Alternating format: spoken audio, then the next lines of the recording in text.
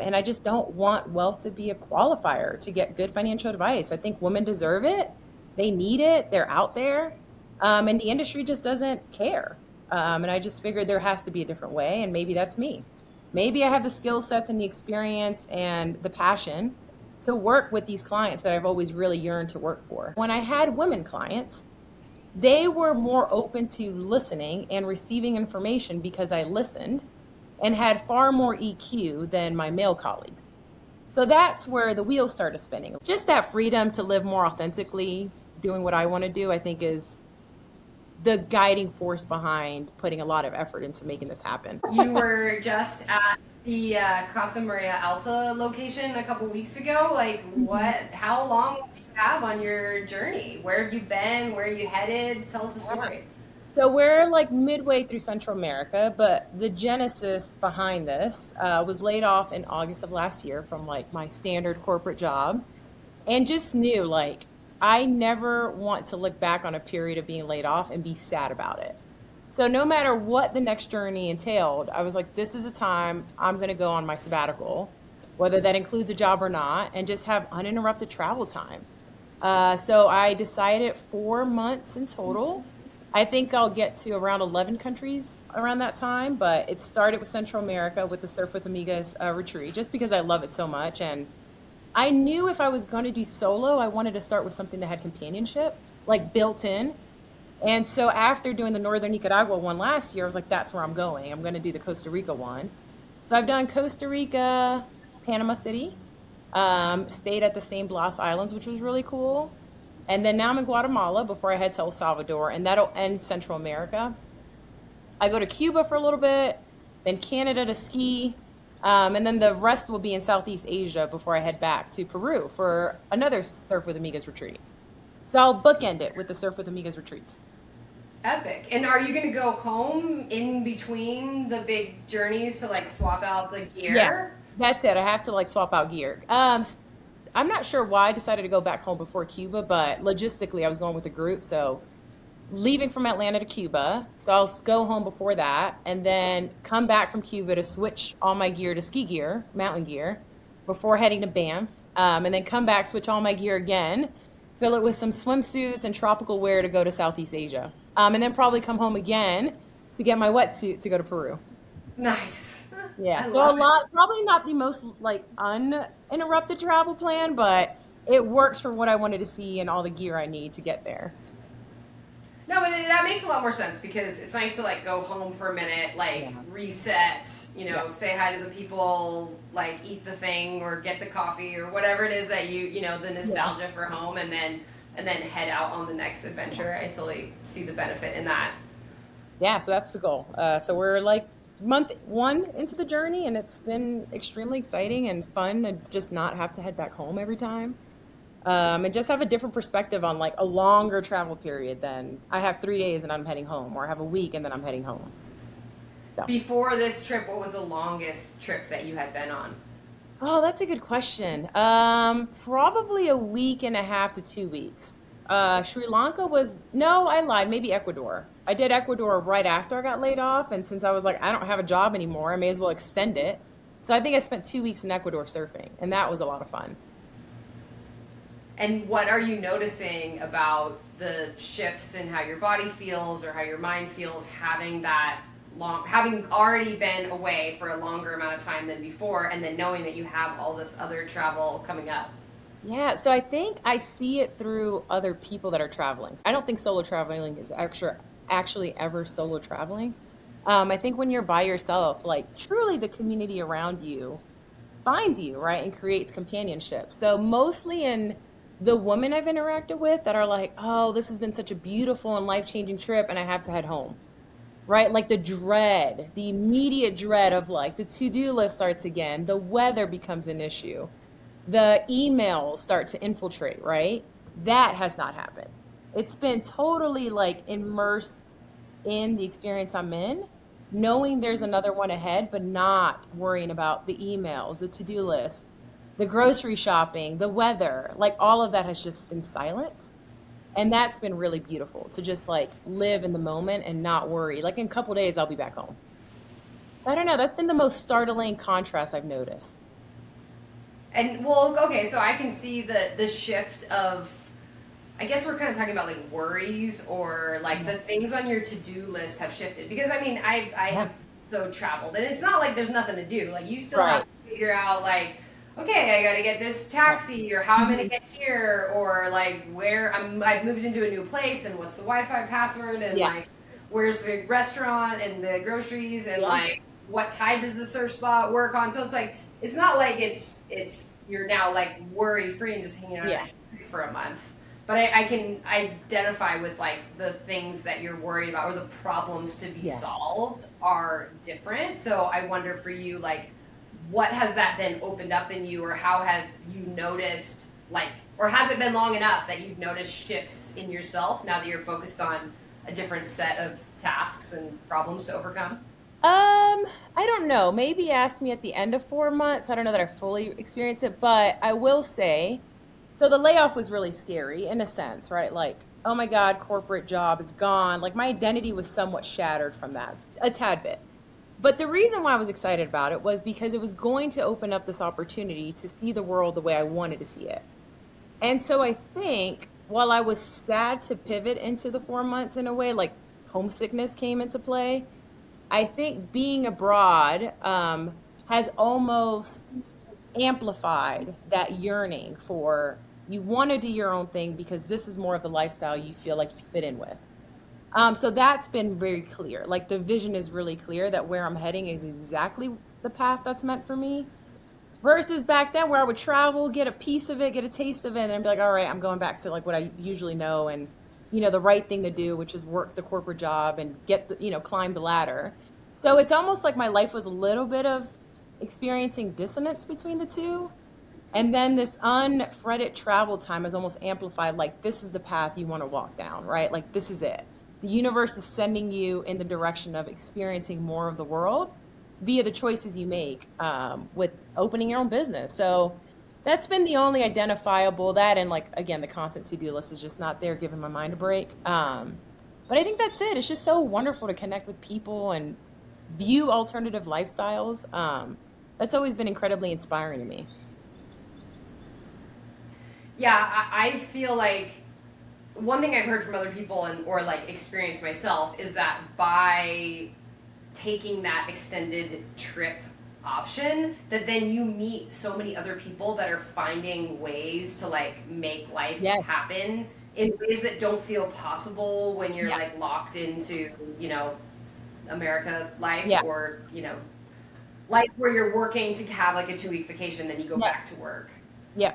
I think that's it. I think that's what's inspiring. Like you see, even the yoga instructors at like Soki and Pavonis, right? Like she lives this life truthfully and authentically, just in a different way I wouldn't have conceptualized. And it's like that's beautiful. Like she's living her passion in the most unapologetic way, and you can't help but like be inspired by that. And it forces you to view your life and what you've chosen and reconsider like, is this truly the path that's meant for me? So I've loved all of that.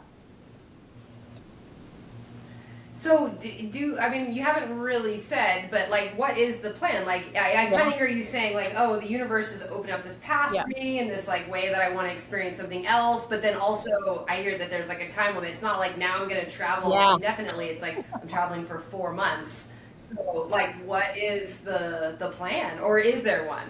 Yes, there is. So, really, the impetus behind not seeking another job, let's say, like immediately after getting laid off, was really listening to this like little seed that had been planted a long time ago in terms of what I wanted to do with the skill set I had, which is financial planning, and this eagerness to see if it was possible to really target the clients I wanted to work with, which is women building wealth.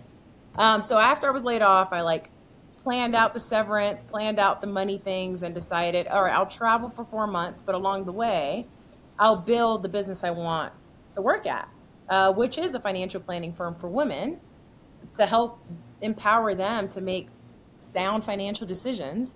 But I figured at some point I have to launch said business. So I gave myself 4 months to travel, a couple months to like work logistically, and then come May 2026, the business is going live. So that's it. It's really building my own business. And there was fear and I don't know, overcoming really the fear of, can I do this, right? Is this really what I'm going to put my all into? And it was like a resounding yes along the way. Because every time I thought, well, I could just go back to corporate America and work at a Morgan Stanley or JP Morgan, I would like shiver. Like I was like, no, that's not for me. How do I create the life I want? And of course, there's inherent risk, but that's part of the fear part of just like getting through it, which surf taught me, right? Like it's fearful, but you'll get through it. And on the other side, you'll feel really accomplished. So that's the intent now, is to build a business that I want to work at, to help the people I want to help and hope for the best. I love it. Okay, well, maybe that's a good segue. Can you tell us your story? Like, where are you from? How did you get into surfing? Like, talk about how you got into working in corporate America and, like, whatever you feel like you want to share about what led up to this Yeah. decision to. Well, I mean, I guess in some ways the decision was made for you, but, like, what was that story? Yeah, sure. Okay, so let's see. So my family's Dominican. They immigrated to the United States in the 70s, 80s, back when immigration policy was a lot more lenient and open. But they had this vision, right, of the American dream, the traditional immigrant vision, right? Like we move over here, we work really hard so our kids could have access to education and a better life. So we did that. And obviously, they were also navigating the financial system, right? So this is kind of the start of the story. They were navigating a system that was so foreign to them. And one of my most formative teenage year memories was the '08 bankruptcy crisis. And my parents were, riddled in it, lost two homes, their primary home and this rental property they were exploring. And so I remember the conversation like, you need to go to college, but there's no money for it. Um, so off I went to college, figuring it out along the way, with whatever pieces of information I could gather. Made good decisions there in the sense that I went to a public state university with scholarship, so I didn't end up with a ton of debt. Thought I was going to be an educator, like that was the whole path. Go study something that you love, which is education. So I studied English education for my undergrad. Went to the University of Georgia for higher education. So fell in love with the college environment. Graduated from there and then just really started working with students at a local private university in Atlanta, Emory. Eventually, I somewhat got a little, I wouldn't say bored, but it was time to move on from residence life. I had done that for a few years. Then decided I really wanted to explore admissions, like actually admitting students in and out of the university. But there wasn't an opportunity there yet. It was in financial aid. So I pivot over to financial aid. I'm like, that's great. I'll learn that and then go to admissions. And while there, I was just like awestruck by these decisions that families were making to send their kids to college, but taking on massive debt loads.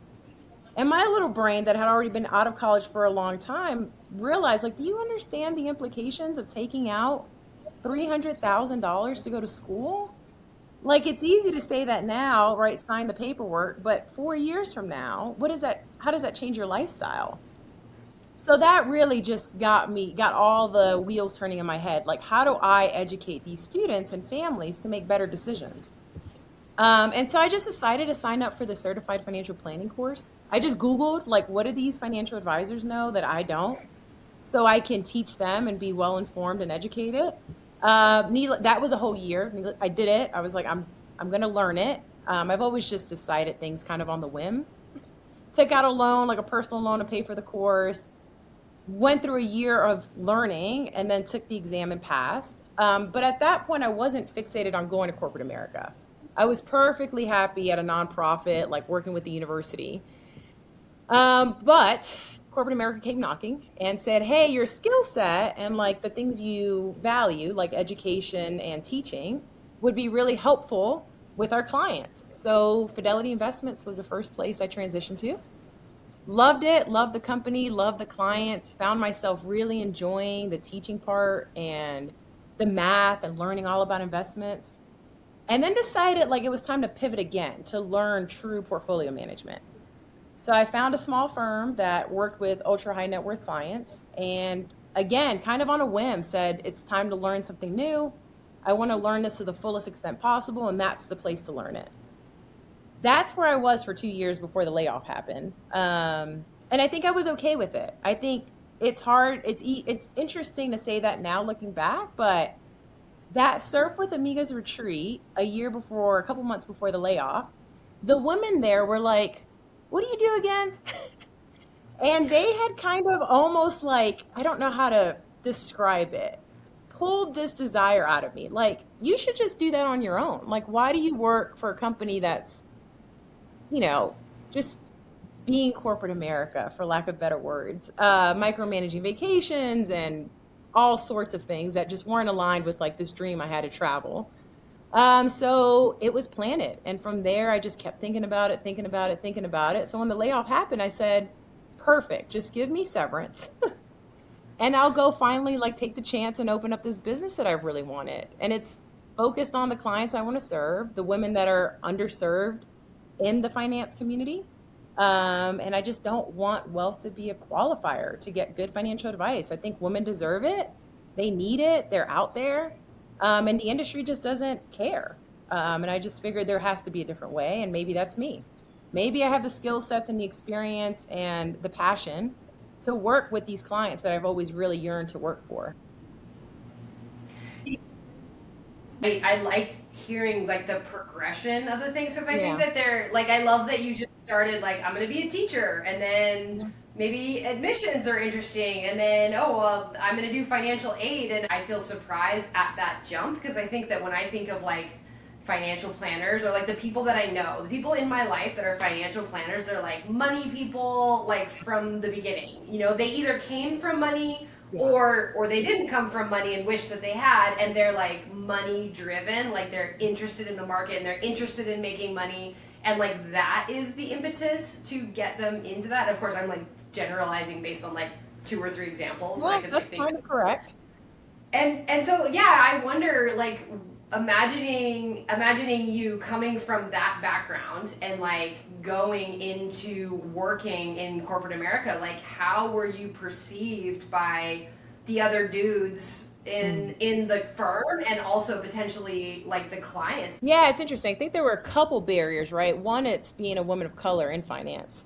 So there was already that, big barrier essentially of you look young, you're a woman of color, right? Like you don't know any better was kind of the perception I would have reflected on the clients and the people around me. So I have immense gratitude for Fidelity because they really did say, like, hey, we believe in you. We believe in your skill set. We'll teach you everything you don't know, but just go out there and advise clients. And I don't know that I myself would have believed in me had it not been them saying, hey, we think you can do it, so go try it. But it was hard. That first year entering, I mean, there was imposter syndrome through the roof, right? It was, do I deserve to be here? Am I qualified? Should clients listen to me? But then I quickly realized that that was always going to happen. Like a colleague of mine that's also a woman of color experienced the same thing. Oftentimes, clients would schedule a meeting or would have a meeting scheduled with us, and our photo was posted on their, I don't know, on the email correspondence they received, a photo of us. And I just will never forget like the moments where they canceled and rescheduled with like a white colleague that was younger and arguably had less experience. And I couldn't help but think there's just this inherent distrust in me not being from the system and knowing the system enough to help and guide. But what I did realize along the way is that when I had women clients, they were more open to listening and receiving information because I listened and had far more EQ than my male colleagues. So that's where the wheels started spinning. Like, I know this information, I have this great background of being able to teach, and my clients that really do give me a chance, I enjoy working with. So that's where I think the confidence started building, like working with widows, working with women, just listening to women that had wealth. They had just as much wealth as the men, right? I just wasn't paternalistic in my advice giving. And so I feel like that was where the confidence started to build. Like I can do this, I like this, and I know this information just as much as those men over there. And so it wasn't easy. I wouldn't say the small firm I went to was any easier because now we're talking ultra high net worth. And so it was just a world I didn't really feel like I could fit into. I didn't relate. I loved my remote jungle experiences in Nicaragua, right? It was so far away from the lives of the clients I was working with. And it was this stark contrast of, is this really where I feel most passionate to help and give advice to? And it just truthfully wasn't. So the separation kind of worked for both of us in a way. If, like, I wasn't meant to be there, I don't think I was ever going to be welcomed. And that was okay. I got what I needed to learn, and it was time to move on and go back to that part of me that was like, who really did you enjoy working with? And is there an opportunity to just do that? So yeah. Amazing. I mean, I think of myself as a client, and I don't care like what industry we're talking about, whether it's like medical care Yeah. or I'm trying to think of something else, but I feel like even in dating, it's like the like really hot individual of whatever gender that you're into, like those types are generally like not the ones that I was ever attracted to, because I'm like, they're not going to try as hard because like they've always had people just like trusting them and like wanting to be with them. And I feel like that has been my experience in other fields as well, that like the person that the woman of color is probably going to be an absolute badass at her job because she has had to, prove herself against like all these men. A white man of privilege doesn't have to work as hard. So he's probably not going to be as good at whatever the thing is. Yeah, I think that is our, I mean, I think that is just the financial industry in general, right? It's the way to enter it is to have wealth. There's already like something that's required. And most people don't come from wealth. They don't come from wealth. They haven't been taught the information to even learn how to build it. But the only way you get access to like the prestigious white know-all, right, in the field is to have wealth and pretend like you need help, right? Because oftentimes that's what they're doing. Holly, I can help you better than you can help yourself. And that just didn't feel right at all, like for myself as a client or just in general of how to give that information out and where people could find it. So always take like a woman. Now I don't even feel apologetic about it. I'm like, please give me the woman doctor, right? Like, or the doctor that is a woman is probably a better phrase to put it. But the gender does matter for me because I know I'm going to receive the care and the attention I want more than I will with a man. More often than not, I should say. Right. There's always exceptions. Yeah, We're generalizing here, but yes, generalizing. there's always there are good men out there as well. What was I gonna say? So as you look to start your business, like I don't know anything about like the regulations or kind of what's required. In some industries, there's like a lot of like back end stuff and hoops you got to jump through that I imagine has not yet been added to your resume. So how does it, other than just like the fear that you kind of mentioned of like, can I do this like on my own? Like obviously the passion is there, but then there's like the logistics of it. Like what is involved with like, you just start a website and then like you can do it, or is that an industry where there's some gatekeeping as far as starting your own thing? Yeah. So that's a good question because I think it also helps maybe add some color into what the industry offers and what is legitimate advice and regulated and what's not. So there are two really types of roles, I would say, in the financial planning world. It's financial advice and then there's investment advice. So currently in the United States, investment advice is heavily regulated. So I would like to tell Holly, for example, whether her portfolio is invested correctly for her goals. That's a really broad statement, but in order for me to give Holly that information, I need to be registered as an investment advisor. That's where all the logistics come in. The good news is I have all the qualifications. I have all of the certificates and all of the licenses. It's more so registering the business as a business that can be audited by the Securities Exchange Commission, or I think that's what they are, the SEC essentially. So that's all I really need to do. That's the biggest hoop is I need to register the business as a business that's regulated to give investment advice. Financial advice can be given out by anyone. It's not necessarily regulated. So I could come up with a website, say, Holly, I can give you financial advice. And Holly was like, well, I don't know any better. Sounds good. And not know that there are just two different systems, I guess, or worlds you can receive investment advice from, right? Depending on how it's labeled, one is regulated, one is not. So I think, yes, along the way, I was like, oh my God, I don't know any of this. How can I create this business? And I think someone told me, like, eventually you're just like, F it, I'll figure it out.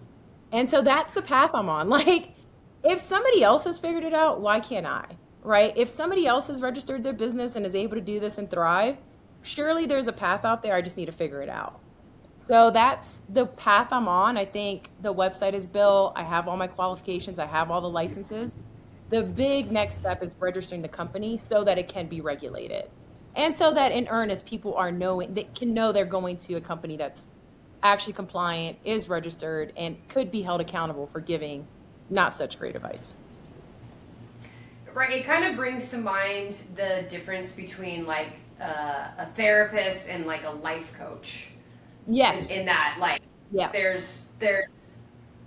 could be like somebody that it sounds like is like a very good what was it, financial advisor that maybe hasn't gone through all those hoops because Right. of whatever reasons, but they're like good at what they do and they don't want to bother with the hoops. They might be excellent at it. And there are probably people who have gone through the hoops, who have registered their business and are not good at it because they just like don't care or they don't pay attention or whatever reason. So like in some ways the like the hoops maybe can matter in some ways and maybe not so much in the others, but like I guess I don't know enough about it to understand like would you ever want to just be the one that is like I have all these certifications, I have all this experience, like I know what I'm talking about, like do you need to register your business? That's a good question. I think to honor the women that are going to be seeking my advice, I feel like it's a small part I can do to ensure that they feel good. If they ever, right? I don't know that you, Holly, that doesn't know any better, would know the difference, but I want to do right? I want to do it the correct way. I want to make sure that if anybody's ever like uncovering the layers, it's no, no, no. You can rest assured that there is an ethics board that could hold me accountable, and there's this big regulatory body that could hold me accountable. Um, yes, I know I can give the advice, but there's something about legitimizing the business, right, that feels right to me for the clients I want to serve. So I don't know, maybe if I was a man, I would be like, whatever, register or just like go live on a website and proceed with confidence. But of course, my perfectionist in me is like, no, do it the correct way. Make sure that you're compliant. Make sure that the regulators can audit you so that your clients feel comfortable and confident that they're working with someone that's legitimate. That's fair. That is awesome. I support you in that. Just asking the question. Yeah. I think I have like my personal like reason of doing this is like I had after COVID I had thought like I wasn't going to be able to continue running Surf with Amigas because who knows what was going to happen like in the midst of COVID, right? It was like, is international travel ever going to be the same? And I had other series of events, but I had like gone down the path of like, my next career, I'm going to be a therapist. And I Oh, did the schooling and I did the hours. And then when I got to the point of like going, okay, now the next step is to get licensed, yeah. like the hoops that you have to jump through to get licensed and then the rules that are applied to actually using that license were so gnarly and like you have to basically work for like 2 years without really getting paid, and it's just like so unsustainable. And then looking at, all of these, like all of my peers or like peers that I was like going through school with or going through internship with and going like, I am actually a lot better at this than they are. And I may choose to not get licensed, but they are going to because, they feel like they need to. Like, I don't even live in California, so if I were to get licensed in California, I couldn't really use it anyway. So I just ended up not making that choice. So, like, my questions were a little bit biased around my own experience, but I can understand that the financial world is a little bit different. Yeah, and it's probably rife, right? There's a lot of history with, I'm sure, a lot of the clients I'll work with, parents that receive bad advice, right? In a time where they should have been receiving regulated advice. So I think there's still a lot of fear in this industry specifically about who's giving the advice and is it for their interest or is it for yours? So I think that conflict of interest plays a big role in this industry where I could be giving you advice, Holly, and it could be fine, but I stand to benefit. And I just never wanted that to be a barrier for people taking advice from me since I already did all long, arduous schooling process and all the licenses, all the registration process might be long, but it won't be as long as it took to get all of those qualifications anyways. Right. Yeah, you've already gotten 95% there, so 5%. Understandable for your story on why you're like, what's the point of me registering with the state of California if I'm not even going to be based out of California? Exactly. How, so have you gotten to, not to like pressure you or rush Yeah, you, what are you okay. doing? Haven't you done it yet? No, have you gone down that path of seeing like what is required and like have the plan or? Yeah, I do. And that was partially, there was a lot of timing that needed to be involved because once I go live, once I'm registered with the SEC, there is no just jumping on a plane and disappearing for a long time, right? Then the business is live. So I will officially register the business come February 1. And then by the time my sabbatical is complete, the website will launch and it'll officially be registered with the state, with the government. And then I'm free to start giving advice to clients. So there was a lot of strategic logistics and researching to figure out, okay, when do I need to do that step? When do I need to do that step? When am I registered with the state? When am I registered with the government? And then when can I officially start opening up the business? Awesome. And Yeah. then how does then are you is that something that you can do like virtually from like wherever you are in the world in order to allow this like journey to continue? Or are you thinking, okay, I'm gonna go back, but at least I'll be my own boss and I can take more vacations? Yeah, I think there's a little bit of exploring both, right? I don't know why you couldn't do this job remote. Maybe I'm like, I don't know, knock on wood, I can still do it remote, but I know for sure the regulation is mostly on who am I giving advice to per state. So the big regulation is if I'm registered in Georgia, there are different rules that pertain to a client in Texas and Louisiana and Maryland. And there are quotas, so eventually I'll figure that part out. But me being able to do my job, I think there's a lot more flexibility. I'm not tied to being permanently in the state of Georgia. And just more broadly, yeah, just even being able to say, like, these next 2 weeks, I'm going to surf in Nicaragua and not worry, right? Like, if I run, I don't know if you feel the same way, but I control my business and it's going to be chaotic and it's going to be stressful, but it's mine. It's like all mine, and that'll be really gratifying, right? Like if I want to surf a week in Nicaragua, I can do that and not really ask for permission, right? I think that ask for permission has been hard for me. So yeah, that's the dream, and I'm not naive to the stresses of being a business owner, but just that freedom to live more authentically, doing what I want to do, I think is the guiding force behind putting a lot of effort into making this happen. Well, I don't want to scare you, but my experience has been that me working for myself, I will work way harder and way longer because I'm working for myself than if I Yeah. was working for somebody else. I probably would not give that, I would not get up as early or, work as long if I was working for somebody else, but maybe you're different. Well, also, I think that's always been the interest. I'm not like afraid of working hard. It's more of who am I working hard for? And I don't know if you and Jackie experience this, right? Maybe it's turning the interview to you, but you've obviously continued and sustained that lifestyle for a long time. So what's the driving force behind continuing to work really long hours and investing all, like you're all into the business? Like what has kept that motivation alive? Uh, it's a good question. That is a good question. I think partly like just my own like personality is like anything I'm doing, I am doing 110%, like whatever it is. And I think Jackie and I share that in our like perfectionist tendencies. Like we both one of the reasons why Jackie and I work so well together is that we share that. Like we both have like very high standards for ourselves and the people around us, and we are like determined to upholding those. Yeah. And then I think for me personally, I feel a lot of pressure to be successful because now we have so many people working for us.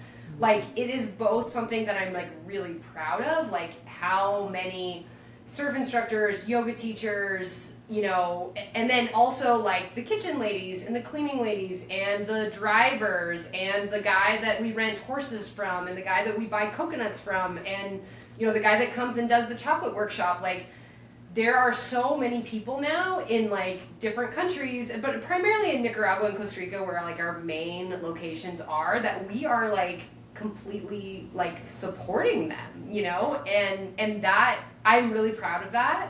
I think that Surf with Amigos has been under some like critique and attack from people that don't understand what goes on behind the scenes, that we don't hire enough local people because we do have a lot of like blonde foreign surf instructors, and like I know that like to be able to provide the opportunity for these rad 20 somethings and 30 somethings to live the life like Silky that you're talking about, our yoga teacher, and so many other surf instructors, to be able to like live the life of traveling gypsies basically, and like spend a couple months in northern Costa Rica and then go to Indonesia for a couple months and then maybe go to Morocco in the fall. Like I love that we are creating the opportunity for these rad women to have that experience. But aside from that, which does, it's not trivial because it's really cool for them, but then when you look at, or when I look at the people that live in remote communities in Nicaragua or in southern Costa Rica, that we are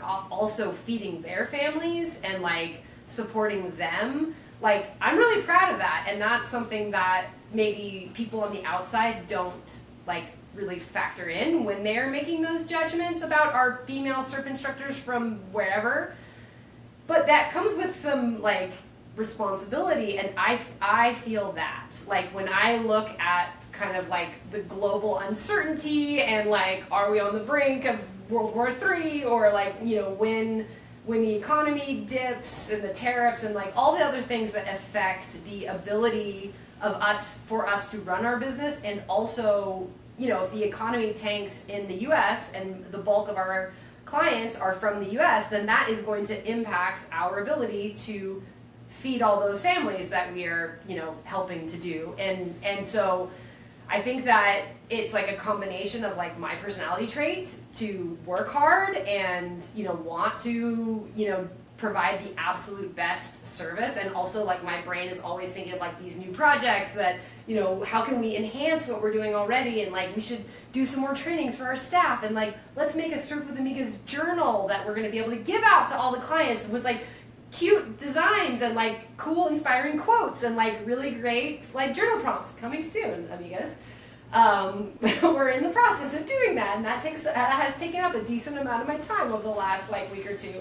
But really, like, behind it is this feeling that like we have built it up to this place that like if we weren't able to run retreats, like not only would it be like my family and like Jackie's family that would suffer, and these like gypsies that would be like out of a job, but also there's now all these other people that rely on us for their income. And never did I ever think that I would, you know, be in this place with starting Surf with Amigas. I was only thinking about myself at the time, and then like, oh, and now my crew of friends that also get to live this life. But yeah, it's really cool, and it's also like kind of stressful, and it keeps me, you know, the last few days that I've been in Playa Grande, I've been, you know, paddling out at 5 a.m., which means that I'm up at 3:30 so that I can drink my coffee and spend an hour on the computer before I go surfing. And yeah, those are the motivating things.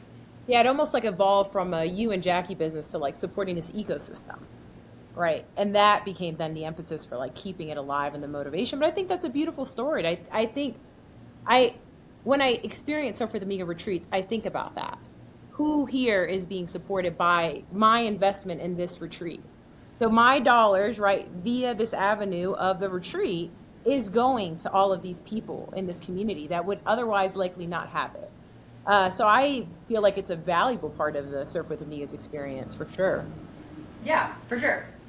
And we hope to keep it going. So I just hope that the things, you know, like, I don't know, man, looking at the news is so stressful. Yeah.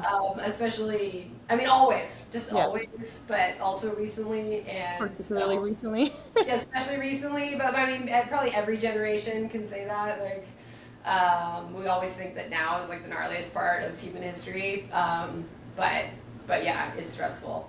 But so, speaking of like business, like as you start your business, and here we are talking about it, if people are listening to this and they're like, oh my gosh, this is the financial planner that I need. But you were mentioning like the regulatory things, like where will you actually be registered, and then who then is your pool of potential clients?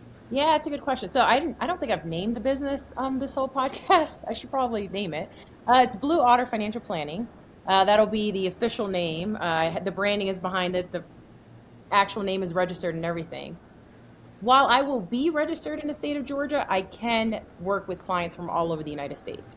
So as long as you are a resident of the United States, I'm not completely only working with women. You know, if there's a man out there that's listening, that's like, that sounds like the advisor I want to work with, sign up.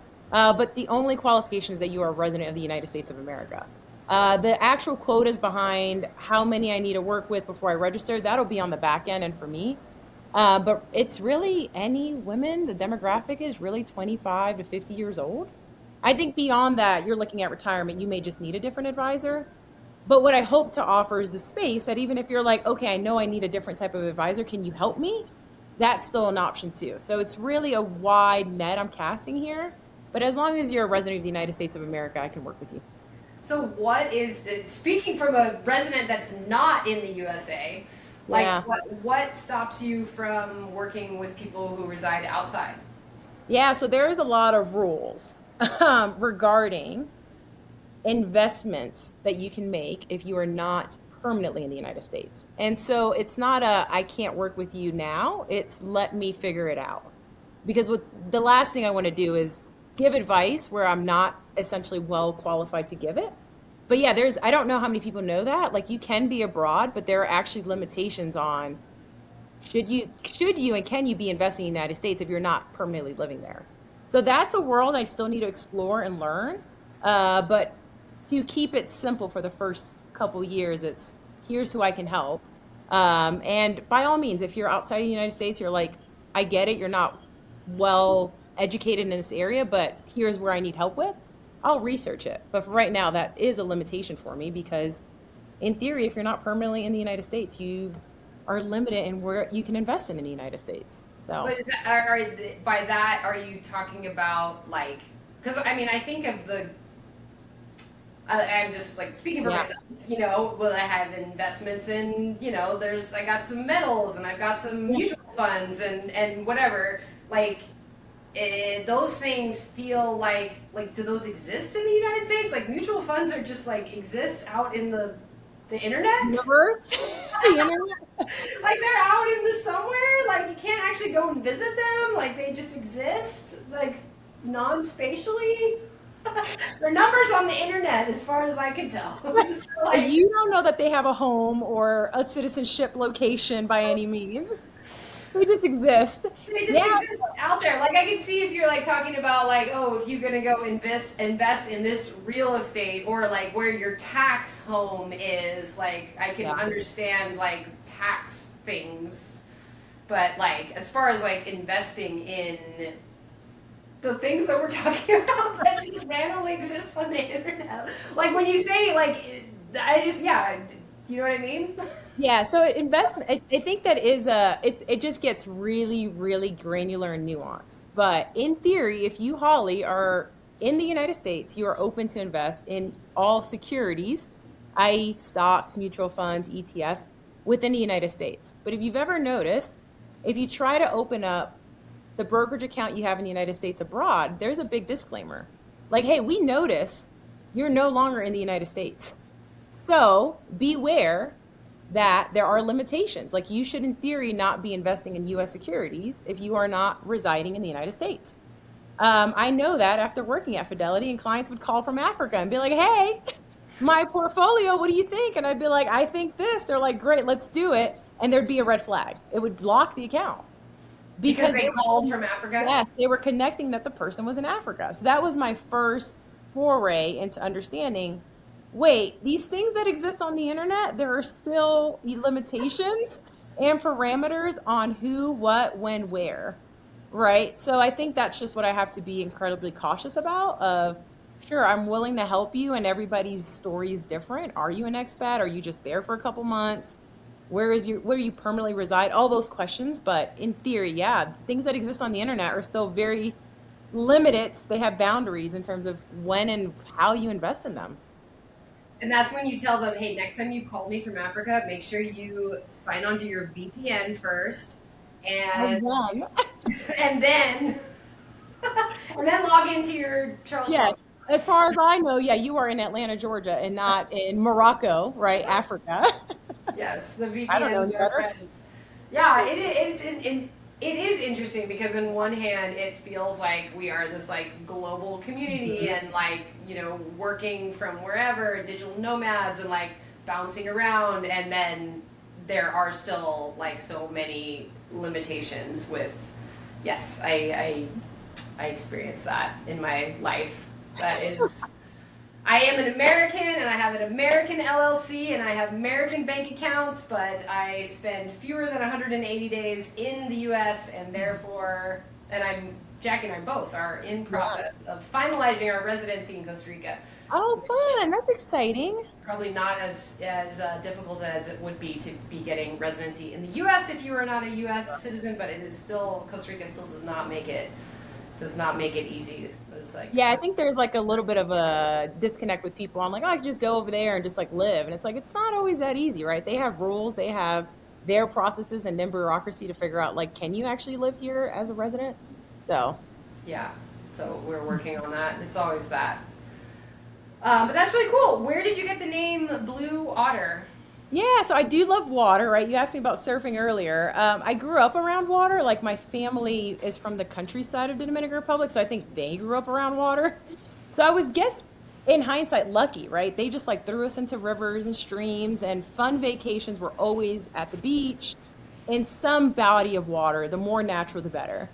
So I grew up just finding fun in water. And I remember the reason why I started surfing was because I was in San Juan, Puerto Rico. We were there for a wedding, and we were at this beach. And now I know the terminology behind it, right? The current was really strong.